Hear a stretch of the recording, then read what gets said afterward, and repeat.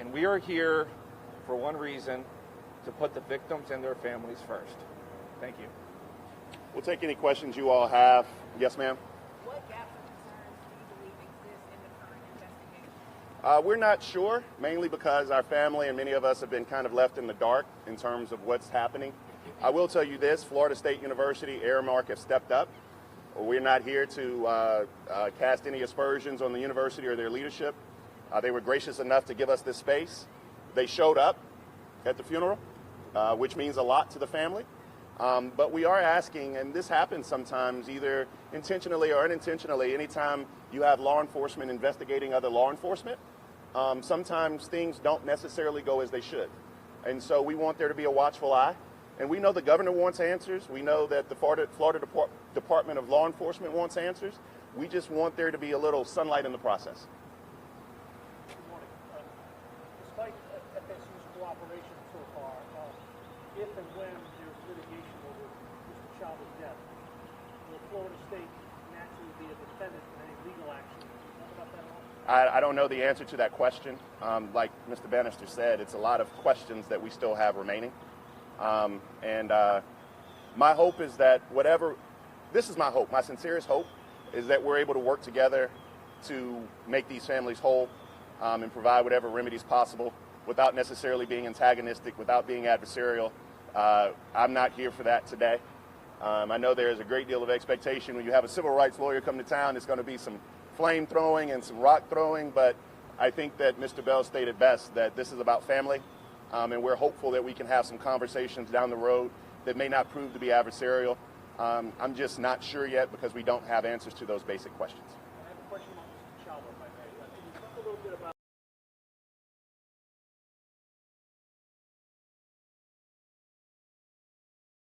You're watching Fox 35 News Plus, streaming on Fox Local.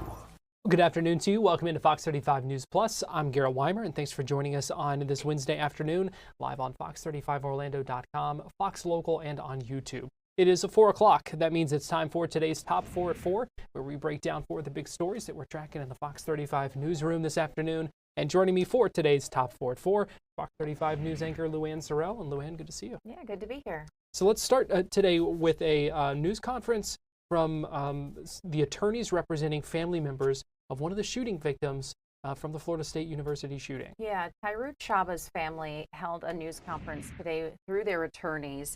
He's the 45-year-old father of 2 who was shot and killed earlier this month at Florida State University.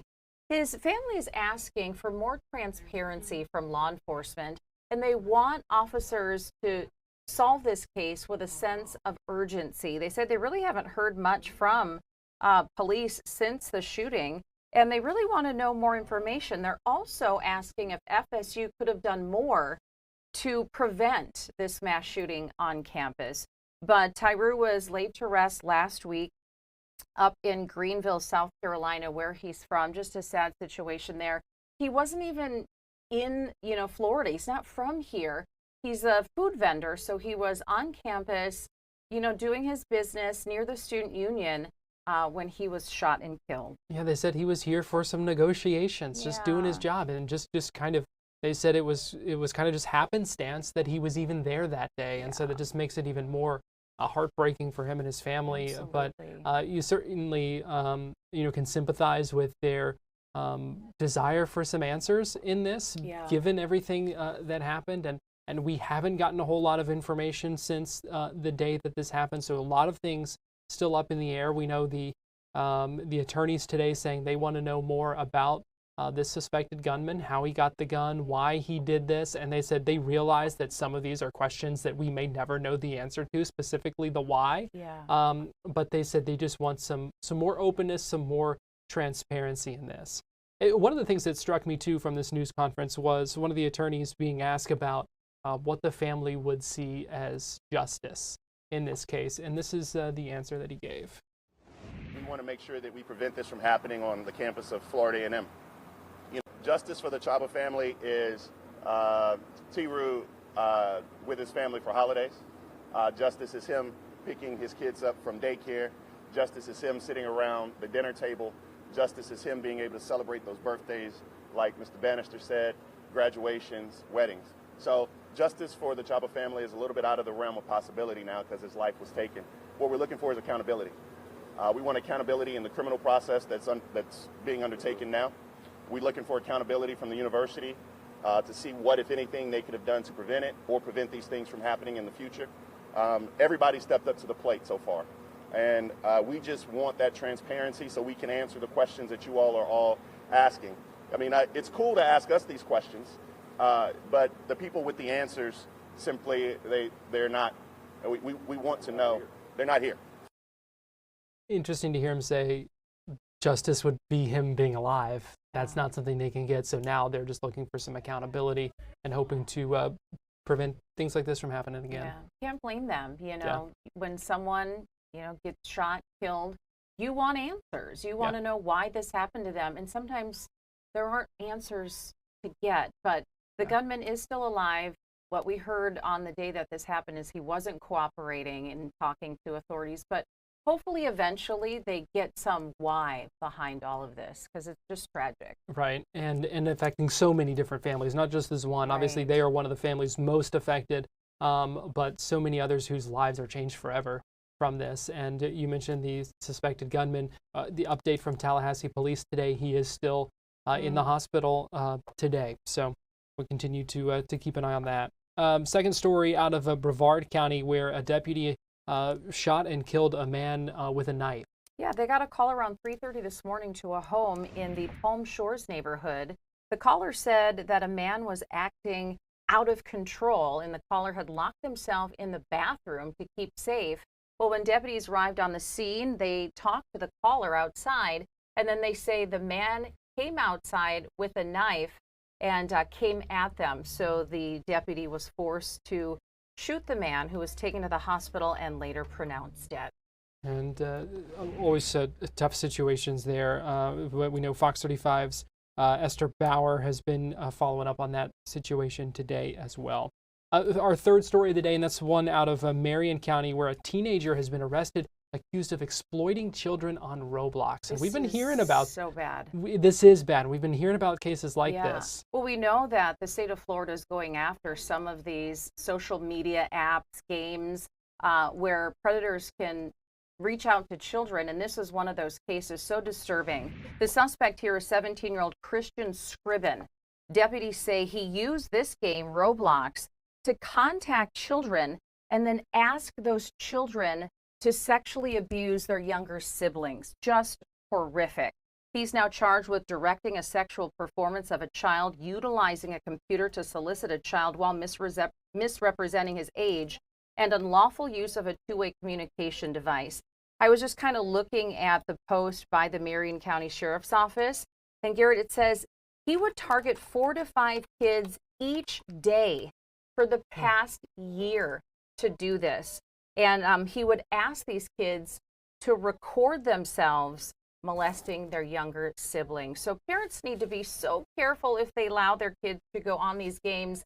I know when my boys were little, it was Xbox and PlayStation where you could chat with people, but now it's like computer games, apps.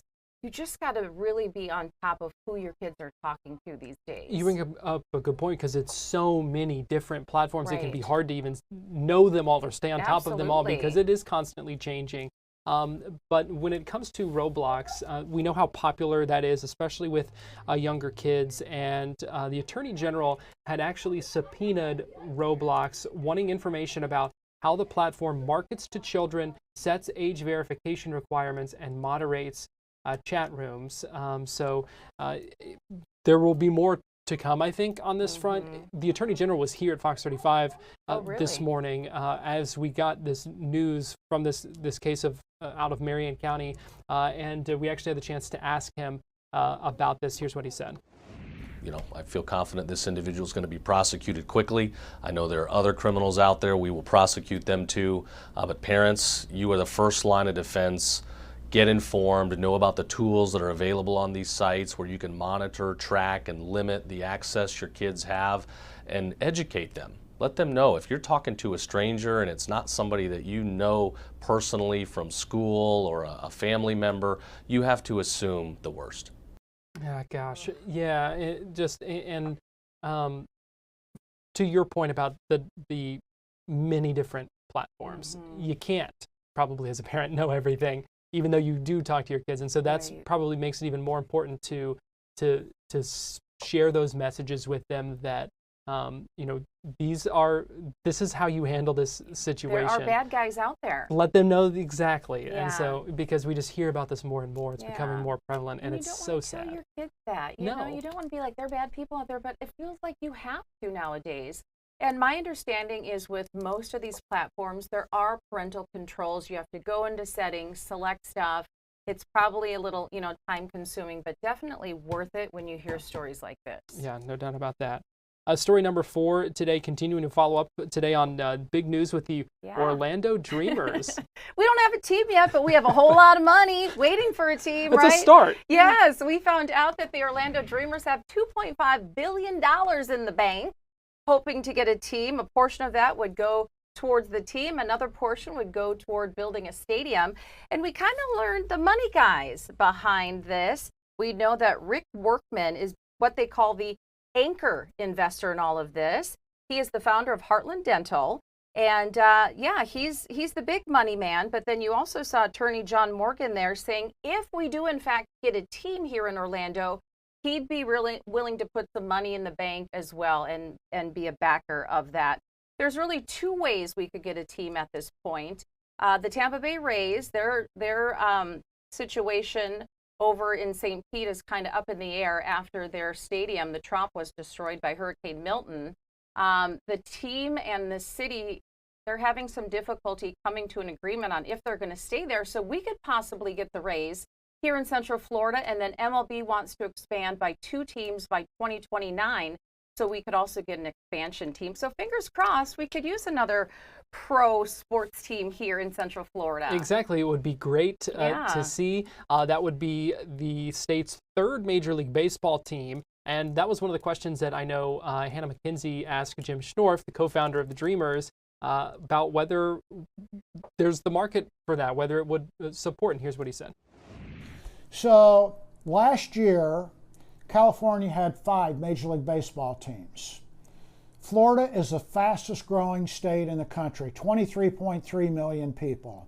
So if California had 5 teams, fast growing Florida can't have 3. And the other thing we would say is this, that if the Rays end up staying in the St. Pete, Tampa area, last season there were 15 Major League Baseball team pairs in closer proximity than the driving time from Orlando to be in your seat at Tropicana Field for a game during a weeknight. It's 3 hours. I've done it many times. He raises a really interesting point, a few interesting points there, I think, about proximity and those kinds of things. California has 5 teams. We know how quickly Florida is growing. 3 seems like a great fit, and the tourists that come here as well, just give them something else to do as well. Yeah, and it seems like everyone here's a transplant. So if they don't go to see the Tampa Bay Rays, they might go to see the Yankees or the Cardinals or the Dodgers. Or I think it would be a good investment. I think so too. A lot of excitement about it. We know Fox 35's John Brown spoke with John Morgan just a little bit ago, and we look forward to seeing more of that interview as well. Well, LuAnne, we appreciate you joining us. That is today's Top 4 at 4. We're going to take a break here on Fox 35 News Plus, but we'll be right back.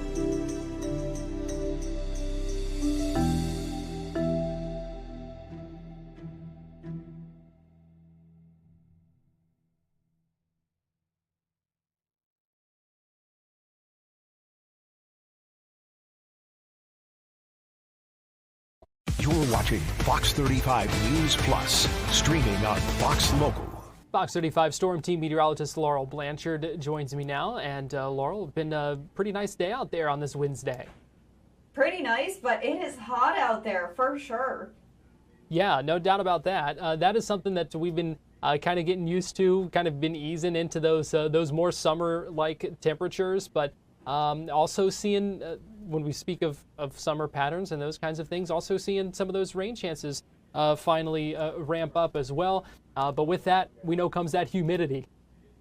Yeah, for sure. We're really getting a little bit more of that taste of summer in the air, and today is a perfect example. Taking a look outside right now, this is downtown Orlando, looking over Lake Eola. It is beautiful out there, but even just the little walk that I took earlier on this afternoon with my dog, I was sweating, Garrett. Like, it was hot, it was humid, and that's pretty much going to set the tone for the rest of the week. These are our current temperatures right now. Temperatures lingering throughout the mid-80s here in Orlando, lingering throughout the upper 70s here across the East Coast, higher up in the I-75 corridor, seeing those temperatures throughout the upper 80s. And we're going to continue to see those temperatures on the rise as we take a look at the end of the work week. But let's break down your Thursday. Headed out the door tomorrow morning, you may need that light jacket, seeing those crystal clear skies out there through the overnight tonight.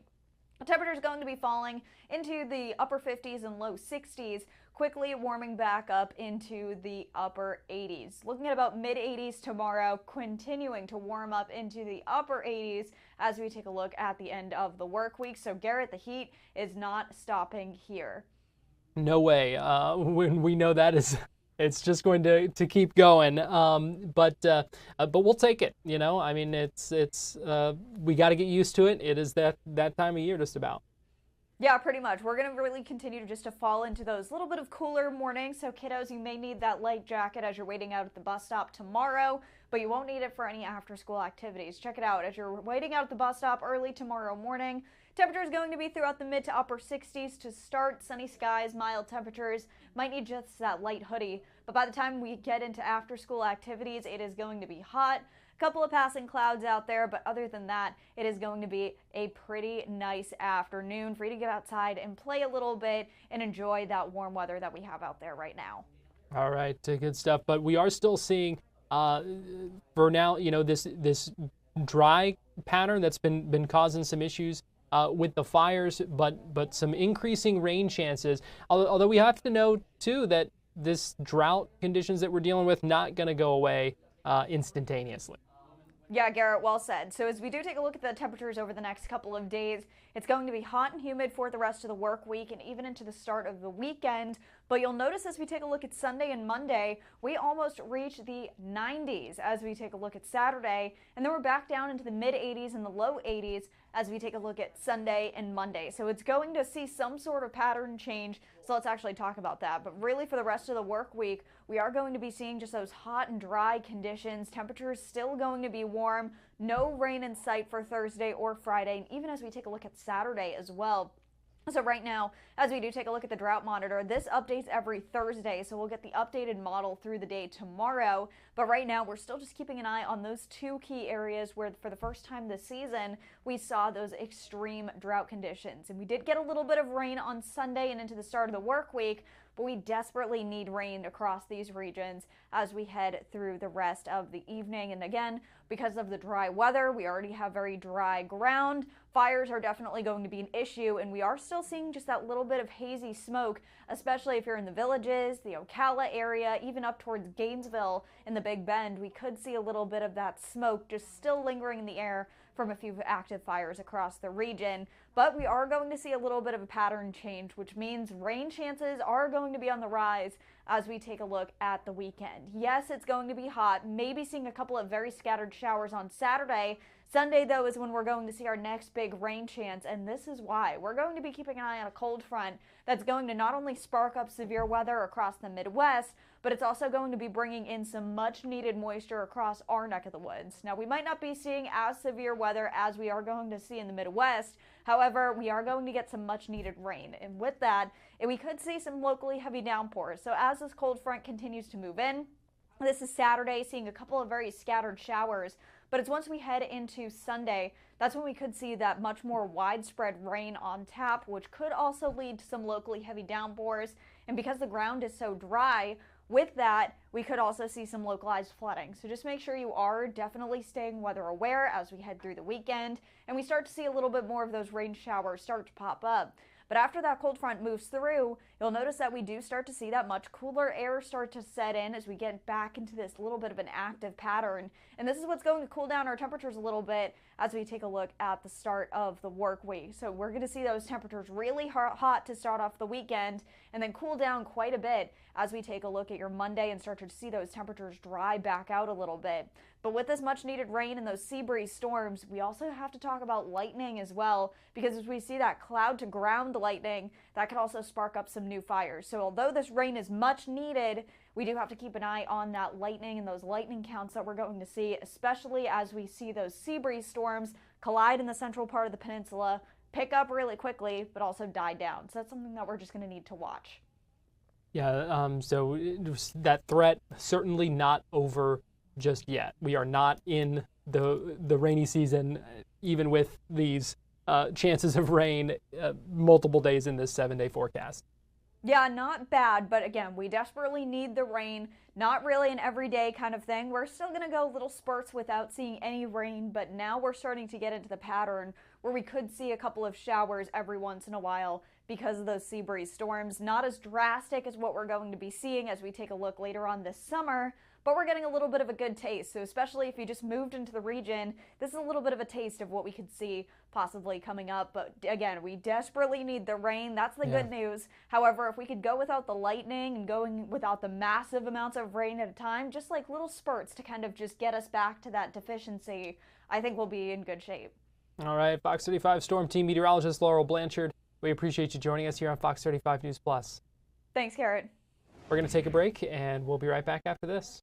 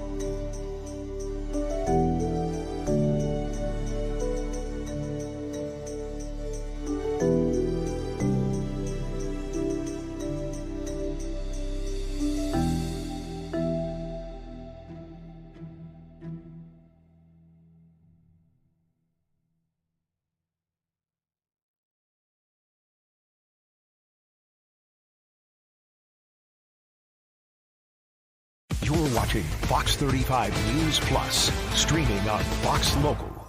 Welcome back into Fox 35 News Plus. I'm Garrett Wymer. Thanks for joining us on this Wednesday afternoon live on Fox Local and on YouTube.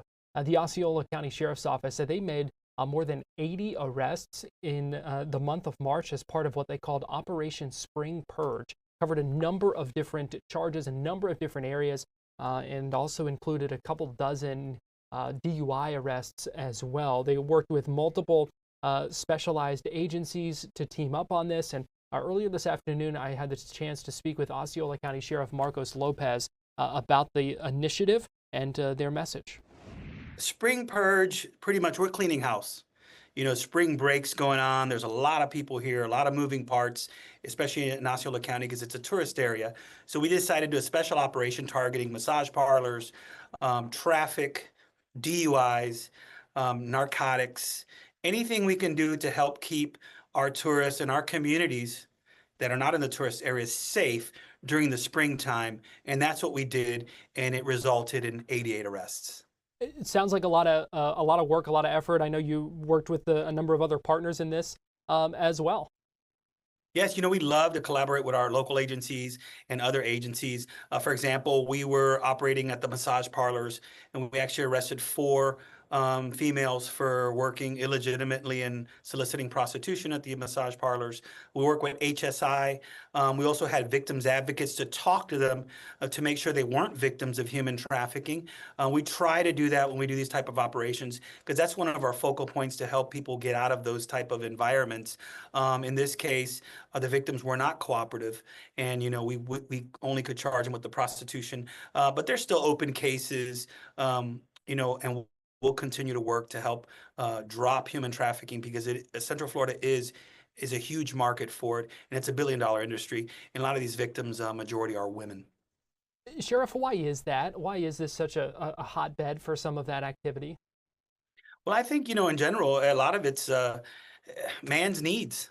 You know, sometimes just you participating in these massage parlors or in when someone's soliciting prostitution on these forums or on these back pages, you know, that's what kind of feeds this industry and this beast. If we wouldn't participate in these type of activities, I think the human trafficking aspect of this would come down significantly when it comes down to the prostitution. Of course, there's child labor.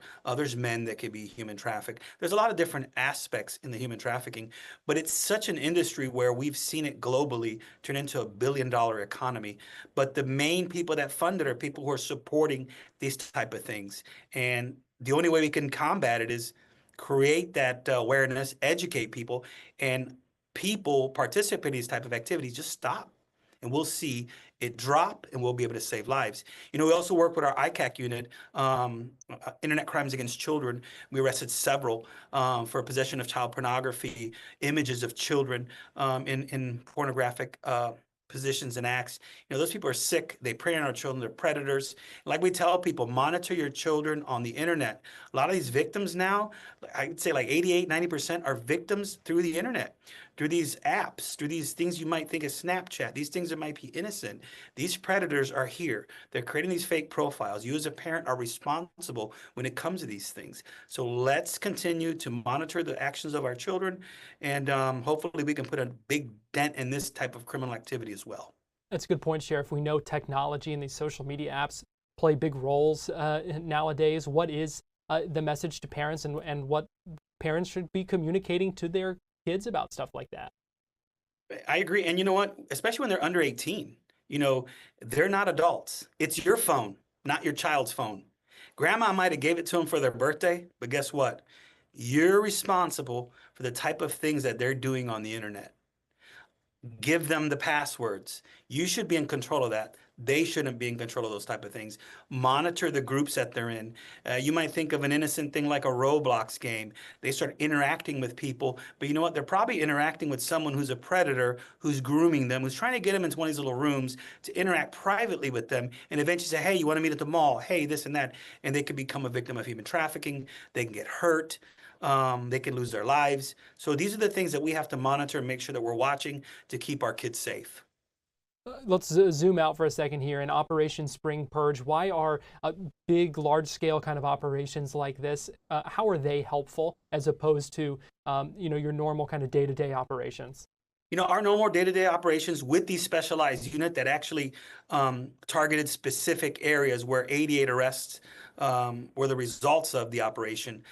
We also need to make sure that people understand that Just because we do a big operation like this doesn't mean we're taking anything away from any other day. The importance is we'll monitor the criminal activity. We'll look at what areas are higher and lower, because crime does fluctuate in different areas. And then we get all these units together and say, hey, today we're going to hit this, tomorrow we're going to hit that, tomorrow we're going to hit this. And we work together and the results are there. And it sends a message to the community and they see a large police presence. It's more getting everyone together and make sure that we're combating crime and focusing on different type of criminal elements. So make sure that people realize and know that we're keeping them safe. We have zero tolerance against the criminal activity here in Osceola County. Like I tell people, there's like 67 counties. Go to any other county. Don't come here because you're going to go to jail. Is that the bottom line here, Sheriff? Is that the message you want things like this to send? Yes, we want law-abiding citizens. We have a lot of them here. We want people to understand, don't come here and prey on our people. Don't come here and prey on our citizens, because we're going to arrest you and stick you in the jail where you belong. And hopefully you'll stay there for a while and think about what you did. We're going to take a break here on Fox 35 News Plus, but we'll be right back.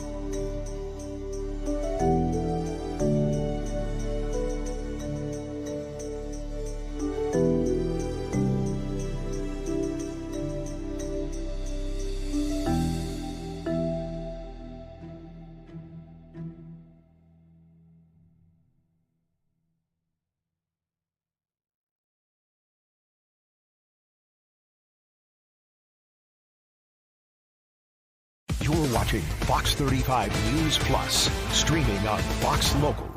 Welcome back into Fox 35 News Plus. I'm Garrett Wymer. Thanks for joining us on this Wednesday afternoon. Continuing to follow up on this story out of Brevard County, where a man was shot and killed by a Brevard County deputy after investigators say he approached them with a knife. Fox 35's Esther Bauer joins us live now via Zoom. And Esther, you had the chance to speak with the father of that man today. Yeah, the father is telling us that Brevard deputies have been out to their family's house quite a few times. He had mental health problems since he was about 12 and he was 21 years old. So he's used to deputies coming out. He said that they would usually gently take his son, take him to circles of care. He would get some much needed help and then be able to come back home. Now, as we know, in this specific situation, things were much different. The sheriff tells us that the man that was shot and killed came at a deputy holding a knife. He ultimately came outside of that home and started quickly coming closer to the deputy. Sheriff says that is what ultimately forced the deputy to shoot and kill this 21-year-old man. Sheriff Point Ivy also says he made the decision because he was not only trying to protect himself, but he was also trying to protect the 911 caller that had originally called in this situation, saying the suspect was running around the house. She had barricaded herself inside of a room and then ultimately needed law enforcement to come out because she was fearful for her life. So a really quiet community. Neighbors say they never see deputy vehicles. They see maybe one and they're asking questions as to what's going on. So to see an entire street, taped off for hours, blood being washed off the side of the street, people are definitely a little bit scared. And then as far as this father, he says he supports the police fully. He just really hopes that what was done right. So he is going to be trying to get video camera, speaking with people when the final reports come out. He says he obviously loved his son deeply, is still in major shock that he was shot and killed, and just wants to make sure if the killing was justified. Right, Fox 35's Esther Bauer. We appreciate you joining us here on Fox 35 News Plus, and look forward to seeing your story coming up on Fox 35 News. Thank you. We are also want to go now to Orange County, where we are following a story there involving teachers receiving some pink slips over budget cuts and those kinds of things, reductions in staffing. Fox 35's Randy Hildreth joins us live now via Zoom. And Randy, what's the situation here?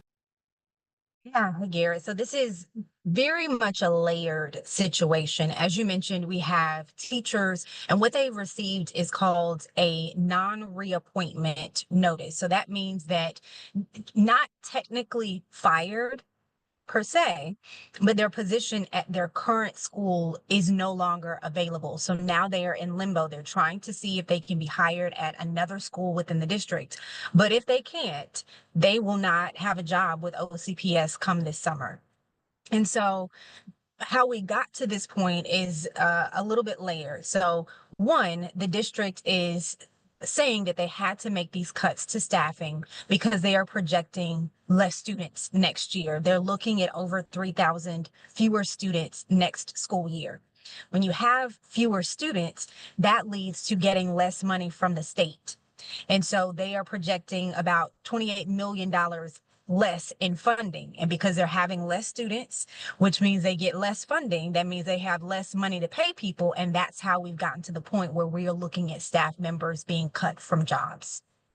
And Randy, you spoke with teachers and the school board today. What do they say about kind of where things stand? There is frustration across the board. I have spoken with union leaders for Orange County Public Schools. I spoke with school board member Stephanie Vanos, and I have been talking back and forth with teachers who are reacting to this. I haven't found anyone to go on camera yet, but just anecdotally and what they're posting once I pose the question on social media about trying to connect with someone, people are frustrated. They're concerned. Everybody wants to make sure that they have a steady income. And there's some uncertainty with this right now. We know, and one, we are still trying to get an accurate number about how many teachers are being impacted by this. Earlier today, Orange County Public Schools told me that they had 811 non-reappointments this school year. But when I checked in with the school district this afternoon, they said that that isn't teased out to know how many of those non-reappointments deal with people who have been impacted by budget cuts. So we don't have a hard number, but the district and the union expects that we are looking at hundreds of teachers. So we know that there's going to be a large impact. The issue with that, not only do you have people who are without a job now, the school board member that I spoke with today says, we also don't know if we have enough positions within the district to rehire them. So you will have people who are rehired, but we don't know if there will be enough positions at other schools within Orange County Public Schools to transition these teachers. So we could have some people who are without a job and no longer working for Orange County Public Schools. One other thing the union brought up, was making sure that these teachers who have been impacted by student loss and budget cuts are the priority for rehiring. There's a job fair today for teachers who have been impacted by this. And the next job fair, my understanding, is going to be open to the public for anyone who is looking to come to Orange County Public Schools. And the union leader hopes that the district does a couple more specifically for teachers who are impacted by this. So the priority is getting them another job because, it's not that they weren't an excellent, amazing, wonderful teacher. It's more the circumstances of the situation, the cards that they have been dealt right now.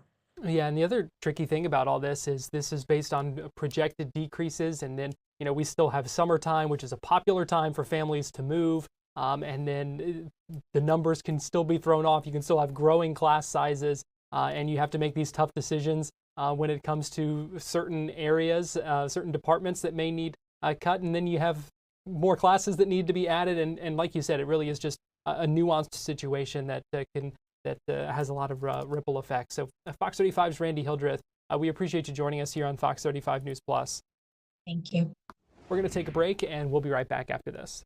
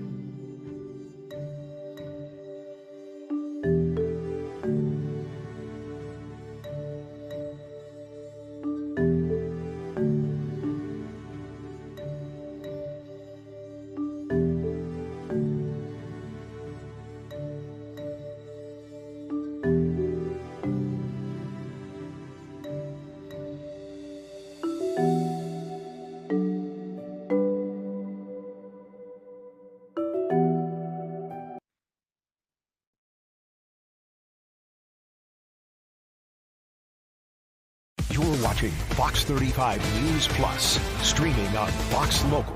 Welcome back into Fox 35 News Plus. I'm Garrett Wymer. Thanks for joining us on this Wednesday afternoon. We've been talking a lot about the Orlando Dreamers and the push to bring Major League Baseball here to Central Florida, and getting a lot of attention and a lot of reaction as well. And joining us live now to talk about this is Curtis Laskanik, a former Major League Baseball pitcher and 2004 World Series champion as well. And Curtis, we appreciate you joining us here on Fox 35 News Plus.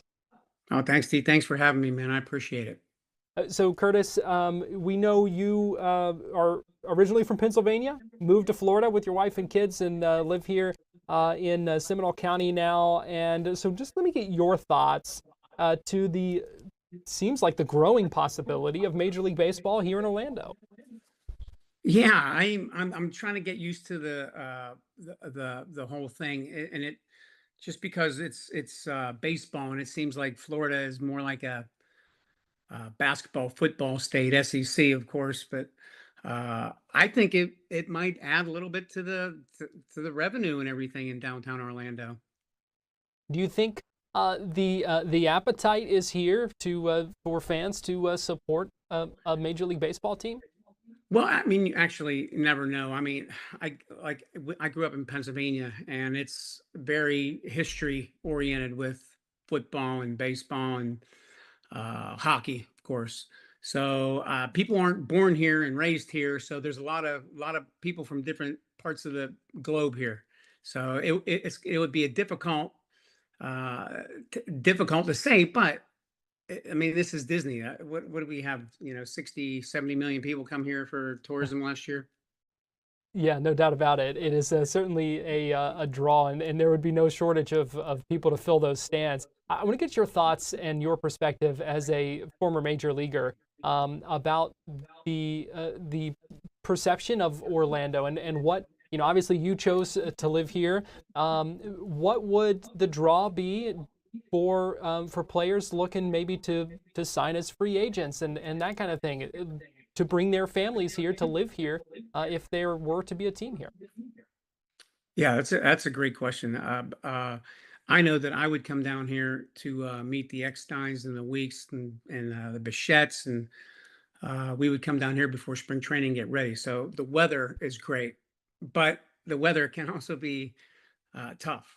So in order to get someone down here, I would think that just like Texas, you would probably have to put a dome on that stadium and put it to about 72 or 73 degrees to get any, big name player down here. No one really wants to play when it's 106 degrees out and probably going to endure maybe a couple rain delays, especially in, July, August, September. I would imagine the no state income tax would be appealing. Yeah, that would be a definite attraction. You could save a little bit of money with that, but I think businesses would prosper. I think that a lot of people would have, I mean, it's competition. Is it going to be competition with Disney? Is it going to be competition with, other venues that are around that area that might say, hey, you're going to be taking our business away from us? But I hope that's not the case. I hope that would be pretty cool to see a major league team down here. Yeah, what do you think that would be like? What do you think it would add to our area here to have? Well, I think it would generate billions of dollars. I think that, like I said, businesses, job opportunities. Disney, it might even help Disney out. Disney brand name. You can call them the Orlando. Well, I'm gonna let you come up with that one. But I really think that it would be good. There would be traffic issues, but I think that it seems like the Orlando Dreamers have it seems like they have a pretty good firm grip on exactly what they would like to do. Yeah, and it certainly seems like the momentum is growing behind that push as well, and it seems like a lot of positives to it, and for the perspective as well of being able to play year round here. So when it comes to families who, maybe players who are coming here, they have kids who play ball. We know the level of play here is great, and something like this could also generate a lot of excitement for the next generation of baseball players here in Central Florida. Yeah, I mean, there's no doubt. I mean, I've already seen, a ton of kids that I've coached when I was coaching my son's teams, little travel balls that I've made it to the big leagues. And I mean, believe it or not, I mean, I would say here in Arizona, maybe even the parts of Texas, this is wherever Major League Baseball players come to live. So no one wants to spend their winters or off season in the cold weather. So it's nice to come down here. And a lot of players, believe it or not, as they get a little bit into their playing years, they like to play where their family is. And Florida is a great place to live. All right. So what's the bottom line here? What do you think people should keep in mind as we continue to kind of watch this process unfold? I think that whenever there's a lot of money involved and a lot of people that confront it, things get moved, things get pushed, and ideas are, I mean, man, amazing ideas that these guys have. So I I really think that there can be something done. I really think I'm looking at this in a very optimistic way. All right, we like to hear that. Curtis Laskanik, former Major League Baseball pitcher and 2004 World Series champion as well. We appreciate you. Sox. There you go. Oh, and the confetti falling like the 2004 all over again. John. Not sure how you did that, but that was pretty cool. Oh, Curtis, we appreciate you joining us. Appreciate you sharing your perspective, and I'd love to have you back on the show again sometime. Thanks. I appreciate you. Thank you so much. All right, we're going to take a break, and we'll be right back. That's great.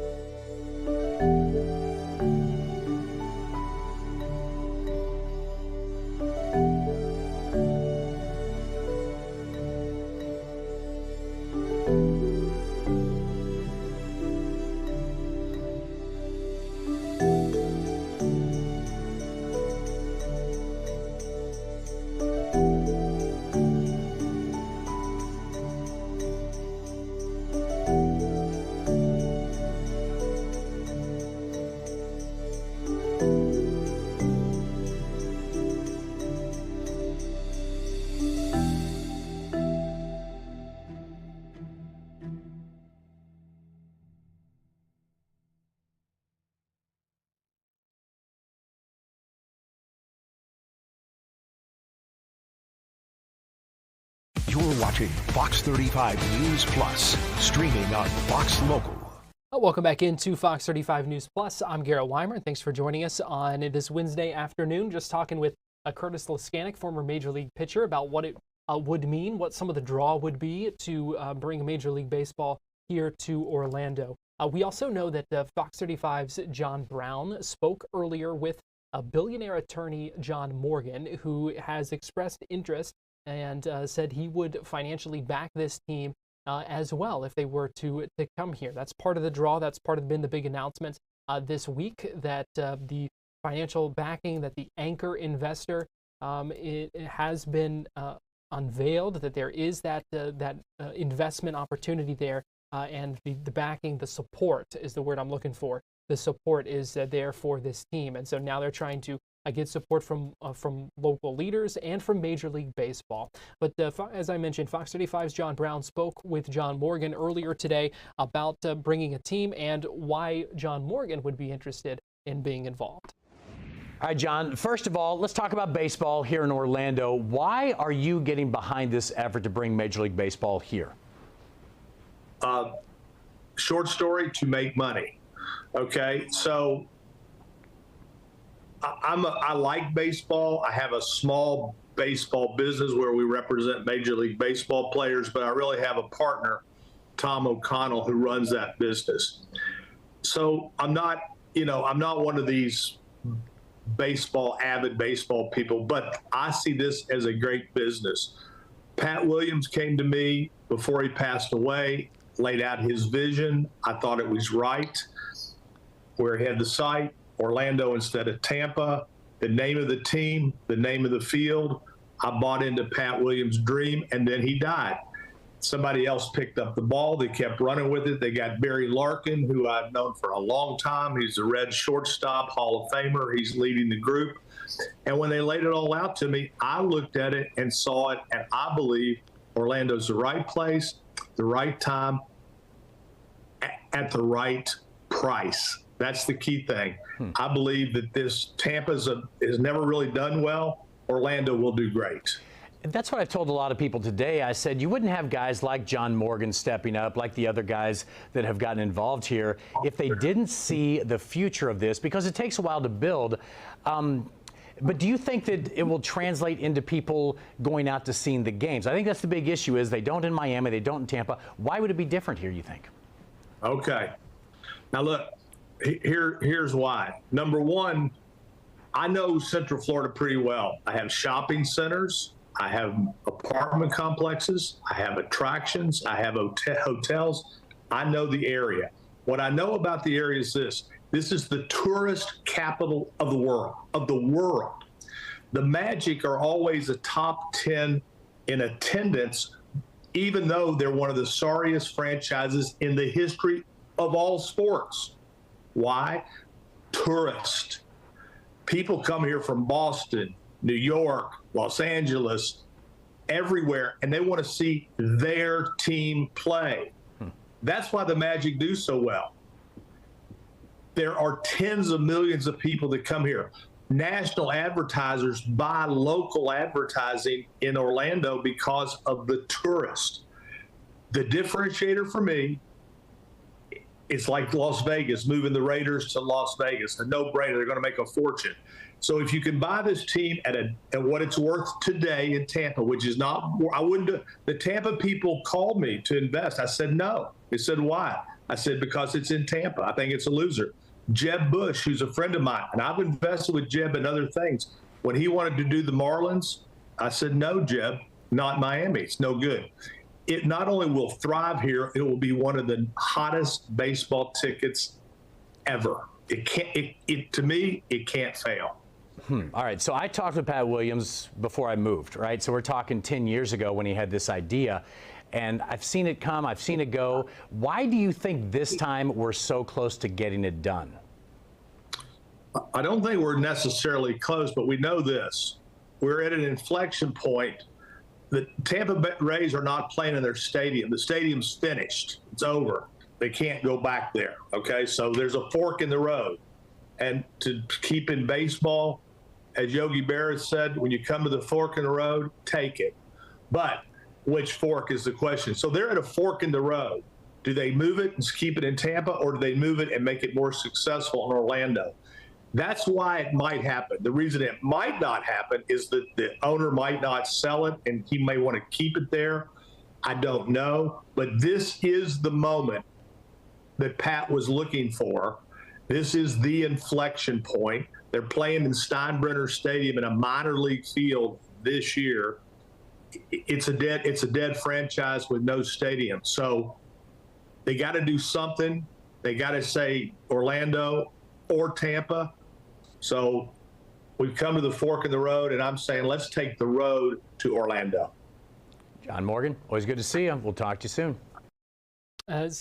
Pretty strong words from John Morgan at times there, but you heard him say it would be one of the hottest baseball tickets ever, and quote, it can't fail.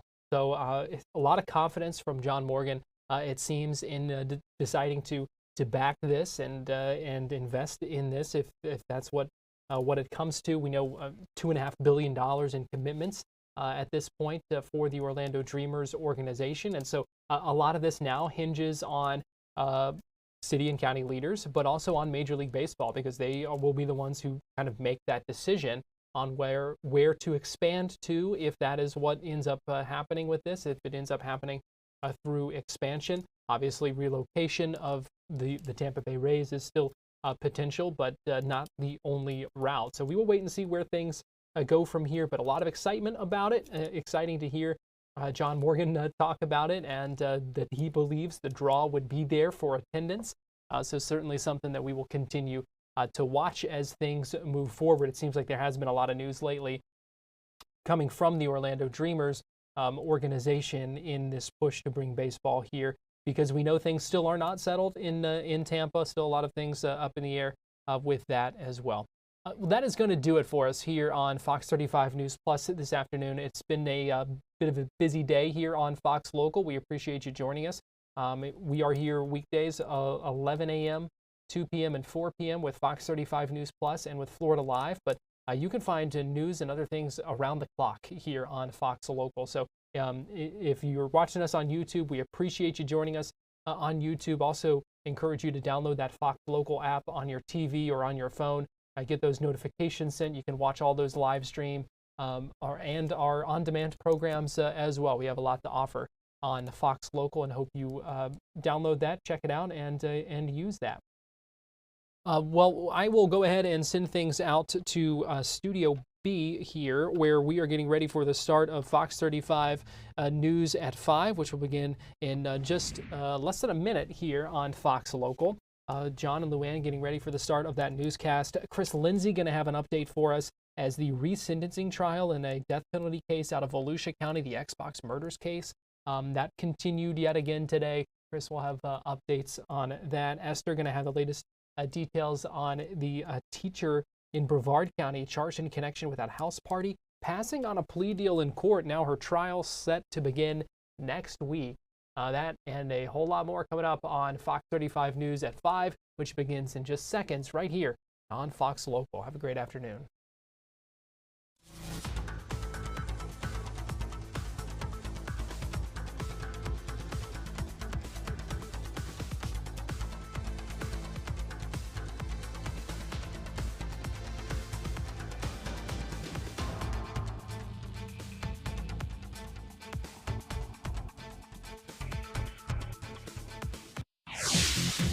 Right now on Fox 35 News at 5. I cannot right now. It's not the critter he expected to run into. I looked, and there's a legitimate alligator. Why this man says he had to